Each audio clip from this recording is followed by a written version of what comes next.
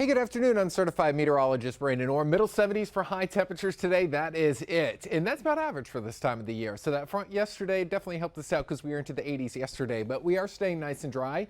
Just some high, thin clouds moving through. The bigger story is just the cooler air that we're feeling today.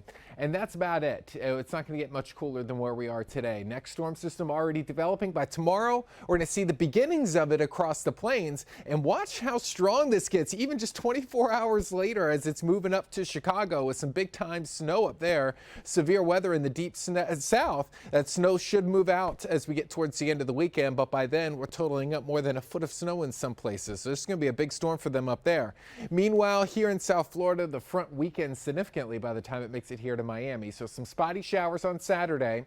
I'm going to keep that going into Sunday because this front stalls out and it's still overhead. As long as this front is nearby, we have to keep at least some rain chances into the forecast, but at least we can avoid the big time severe weather, which will be in the deep south from Alabama, Georgia, even up into the Carolinas, panhandle of Florida underneath the threat for large tornadoes and widespread wind damage on Friday. That's going to be the big day. Meanwhile, here, not looking at much of a severe weather threat. Doesn't make it much past Fort Myers. So by the time it makes it here, it is fairly weak. Just some generic showers around for the weekend forecast. Can't complain about that. And since the front stalls out on top of us, it doesn't bring much of a cool down. Updates anytime will be over on local10.com.